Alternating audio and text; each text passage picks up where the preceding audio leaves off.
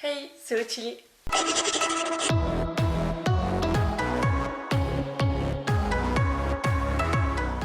Aujourd'hui on se retrouve pour une petite vidéo et comme vous l'avez sûrement vu dans le titre, ce sera sur des petites anecdotes, des petits trucs en fait qui me sont arrivés au long de mes très longues années de vie, vu que j'ai actuellement 18 ans, 19 dans 2 semaines. Oui.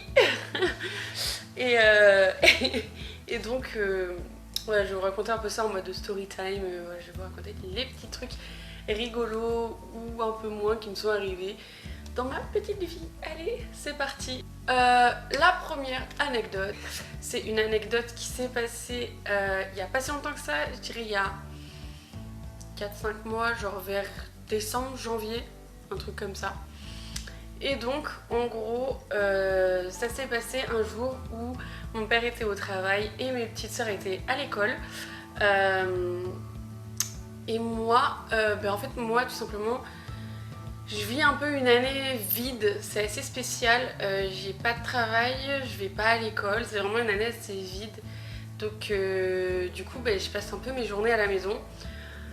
Du coup, j'étais tranquillou chez moi. Mon père venait de partir parce qu'il rentre tous les midis manger. Donc on se cale un peu dans le cadre spatio-temporel. On était dans une journée où j'étais toute seule à la maison. Mon père venait juste de partir, donc il devait être 14h, 13h30, 13h30. Et donc moi je me dis, tiens, il fait froid dans la maison. Pourquoi est-ce que j'allumerais pas le poêle à bois, la cheminée pour ceux qui ne connaissent pas. Comme ça, je vais avoir chaud, enfin normal quoi.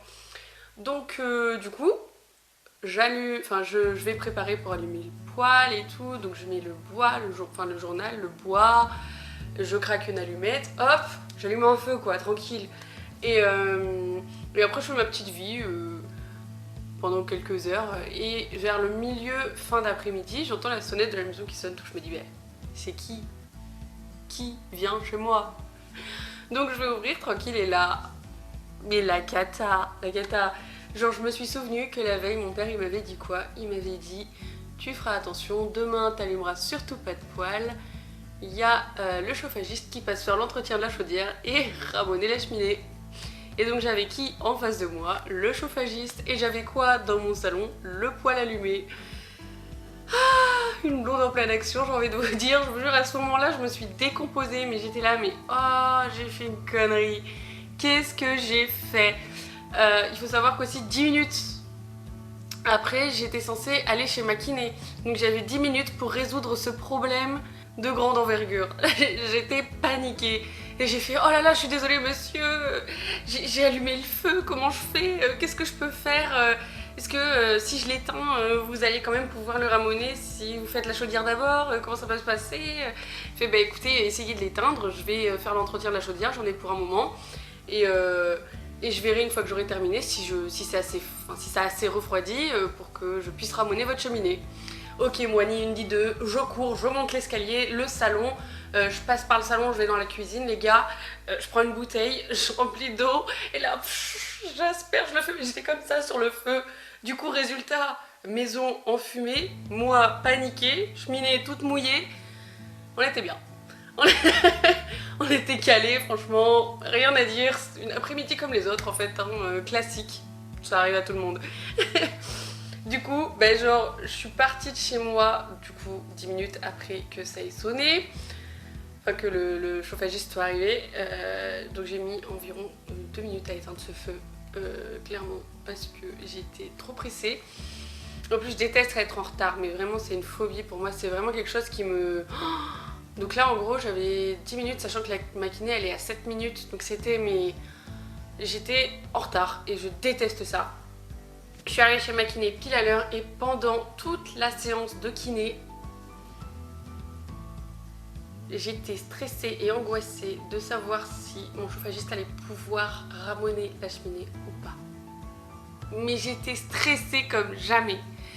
Voilà. On passe à la deuxième anecdote, donc c'est elle non plus ne s'est pas passée il y a très longtemps. Je sais pas si ma phrase était française mais vous avez compris quoi, en gros ça s'est passé il y a pas longtemps. Et c'était donc le 28 décembre, donc pour fêter le nouvel an et Noël en même temps, en fait on a fêté un peu les deux. J'étais allée chez mon couple de meilleurs amis et on s'était dit qu'on allait se faire un petit repas, donc on avait du foie gras. Mon meilleur ami nous avait fait un repas mais du feu de Dieu. Enfin voilà, on avait un petit peu de vin, on s'était calé quoi, tranquille, franchement on allait passer une bonne soirée. Et là on vient au moment où on se dit, bah du coup est-ce qu'on ouvre la bouteille de vin quoi. En tant qu'alcoolique, pourquoi pas, allez, on ouvre cette jolie petite bouteille qui nous faisait bien envie. Sauf qu'on regarde mon meilleur ami, parce que bah, en fait à la base c'est son appart, on regarde mon meilleur ami et on lui dit mais t'as un tire-bouchon? Il nous regarde, il nous fait bah non. Comment ça t'as pas de tire-bouchon? Comment on ouvre notre bouteille nous? Comment on fait? Alors du coup on était un peu paniqués, on était mais comment on fait? Donc au début on a pris un couteau, on a essayé de l'enfoncer, de tourner, mais ça a pas fonctionné du tout, ça a fait que émietter le bouchon sur le dessus, on s'est dit très mauvaise idée, on s'arrête là.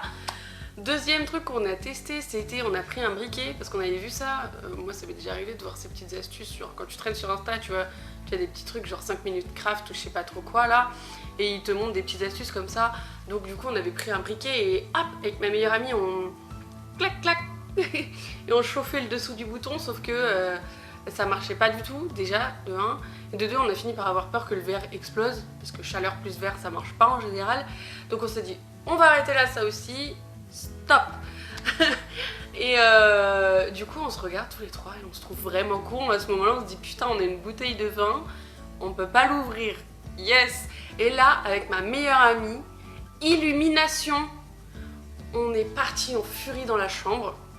Ma meilleure amie savait, en gros on voulait une vis. Et donc ma meilleure amie, j'arrête pas de dire ma meilleure amie, elle s'appelle Nell. Et si vous voulez, elle a une chaîne YouTube aussi, donc n'hésitez pas à aller la voir. Je vous la mets dans le petit i. Et n'hésitez pas à aller faire une petite visite sur sa chaîne, ce serait super sympa. Du coup, donc on reprend ma superbe histoire avec Nell. On court dans la chambre et il y a un vieux miroir et donc on a pris une des vis et on l'a dévissée tout simplement. Et là, on prend la vis, le tournevis et on visse la vis dans le bouchon et on tire. Et franchement, au bout de... En fait, on tire et le tournevis enlevait un peu le bouchon et s'enlevait du bouchon. Donc il a fallu le refaire plusieurs fois. Et franchement, ça a super bien fonctionné, on s'y attendait pas du tout. On a même pris une photo de la vis dans le bouchon. Donc si vous voulez, je vous la mets ici, par là, quelque part. Pour que vous voyez un peu, mais on était morts de rire et j'espère que mon meilleur ami a acheté un tire-bouchon après cette épopée. D'ailleurs, si tu ne l'as pas fait, fais-le s'il te plaît parce que je pense qu'il va passer par ici sur cette petite chaîne. Donc, on verra sur cette petite vidéo. Mais donc, si tu passes par là, achète un tire-bouchon parce que franchement, c'était comique et bon, si on pouvait éviter de se refaire chier. Non mais la prochaine fois j'amènerai le mien. Voilà, donc c'est fini pour cette petite anecdote bien rigolote. Pour la troisième petite anecdote, on passe à une anecdote qui a eu lieu, alors c'était il y a 3 ans. Il y a 3 ans pendant mon année de seconde, donc on devait être vers mai il me semble, avril-mai. Donc j'ai fait une seconde professionnelle, enfin j'ai fait un bac professionnel en boulangerie pâtisserie que j'ai obtenu en juillet dernier. Donc juillet 2019. Et du coup pendant mon année de seconde, vers cette période là on avait un contrôle bilan en technologie appliquée. Donc en gros c'est une matière qui explique quelles réactions ont les aliments, à quoi ils servent, etc. Ça explique plein de choses mais c'est surtout basé sur les aliments, les différents aliments. Du coup j'arrête pas de me toucher les cheveux, je dois vraiment être extrêmement chiante, je suis désolée. Du coup on s'est... en fait on avait un contrôle bilan sur tout le début de l'année. Et là moi grosse panique parce que la technologie j'y arrivais pas du tout, c'était une matière dans laquelle j'étais mais nulle de chez nulle. En fait je sais absolument pas apprendre par cœur. Le par cœur ça me connaît pas, j'y arrive pas, c'est pas possible. Et la technologie appliquée c'est exactement ça, c'est du par cœur. Et je suis nulle. Bon après il y a un peu de logique aussi hein, pour ceux qui connaissent, mais c'est beaucoup de par cœur. Et donc à ce moment là, grosse panique les gars, clairement, voilà, j'ai révisé comme une dingue mais j'y arrivais pas, ça rentrait pas. Du coup, la pause juste avant l'heure, j'ai eu une très mauvaise idée. J'ai pris en photo mes cours. Et je me suis dit, comme ça c'est ma police d'assurance. S'il y a une question sur laquelle si je sèche sur le contrôle, j'ai ma police d'assurance, j'ai mon petit téléphone. Il n'y a plus qu'à. Bon, du coup je vais au contrôle beaucoup plus sereine, beaucoup plus détendue. Et j'arrive devant la copie et là, j'ai répondu à beaucoup de questions quand même, hein, sans téléphone. Et je me suis dit, punaise, mais avec ça je vais avoir 13.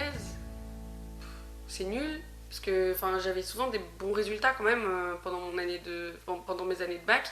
Même pendant ma scolarité, j'étais habituée à avoir des bons résultats. Du coup, pour moi, 13, c'était vraiment pas ouf. Et j'étais déçue.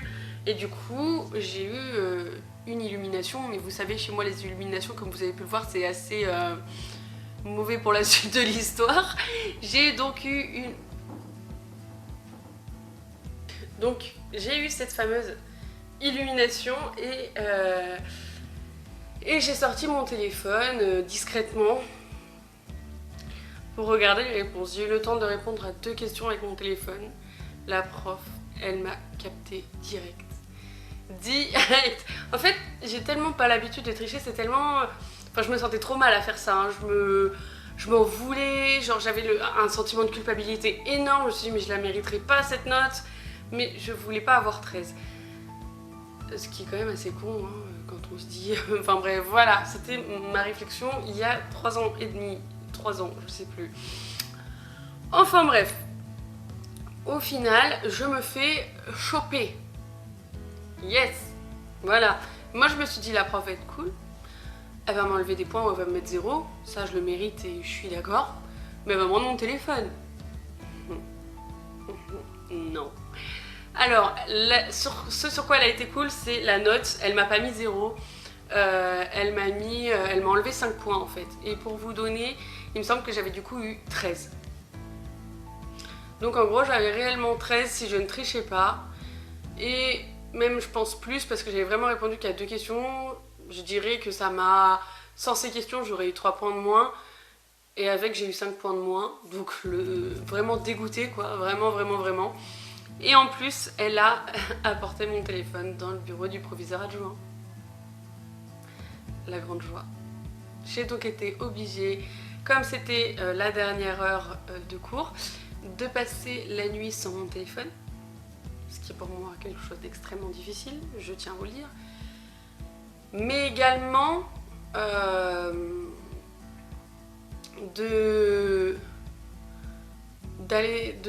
lendemain, de devoir aller chercher ce téléphone dans le bureau du proviseur adjoint, qui ne s'y attendait pas du tout à me voir, hein, parce que j'étais considérée comme une élève modèle. Non mais j'étais pas une élève à problème, vraiment j'étais une élève calme, sérieuse, qui faisait ses exercices corrects, qui travaillait correctement, voilà quoi, j'étais vraiment pas une élève à problème. Alors il s'est vraiment étonné de me voir arriver dans son bureau le lendemain, déjà d'avoir vu mon prénom écrit sur le téléphone. Enfin voilà, c'était vraiment un moment extrêmement gênant, mais quand on y repense c'est rigolo parce que bon voilà, quand on ne sait pas tricher, on ne triche pas, et même quand on sait tricher, le mieux c'est de ne pas tricher parce que du coup le contrôle ne représente pas ce que vous valez vraiment, et ça c'est vraiment pas ouf, que ce soit pour vous ou pour les autres. C'est pas juste pour les autres, et pour vous, je sais pas comment vous pouvez tirer une joie et une fierté de quelque chose que vous n'avez pas réussi vous-même et pour lequel vous avez triché. Franchement, j'ai vraiment du mal avec ça parce que la seule fois où je l'ai fait, je me suis sentie extrêmement coupable, j'ai vachement culpabilisé, et ouais, je me suis toujours demandé depuis comment les gens faisaient pour tirer une fierté de ça. Je trouve ça ignoble. Et ouais, je ne comprends pas. J'avoue que c'est quelque chose que je ne comprends pas. Allez, maintenant, on remonte le temps de presque 15 ans, j'ai envie de vous dire. Ouais, de 15 ans, même moins. Parce que c'était quand j'étais à la crèche. Et ça, c'est plus mes parents qui me l'ont rapporté. Mais j'ai des souvenirs parce que je faisais exactement la même chose à la maternelle. Il faut savoir que j'ai toujours détesté dormir. Mais vraiment, pour moi, c'est horrible. Et ça, c'est encore le cas. Je déteste la nuit, je déteste dormir, c'est pour moi une source d'anxiété. Même faire une sieste l'après-midi, je déteste ça. Je hais dormir et c'est vraiment pour moi une source d'anxiété parce que je sais pas, je déteste dormir. Voilà, c'est tout. Ça ne me plaît pas, je n'aime pas ça. Dormir, je supporte pas ça. Donc voilà. Donc en partant de ce principe-là et en sachant que c'est comme ça depuis que je suis toute petite, on se retrouve à la période de la crèche où à la crèche les enfants font une sieste l'après-midi. Mais moi, j'en avais décidé autrement et d'ailleurs c'est ce qui a fait que ça s'est très mal passé avec cette crèche et que je n'y ai plus été après.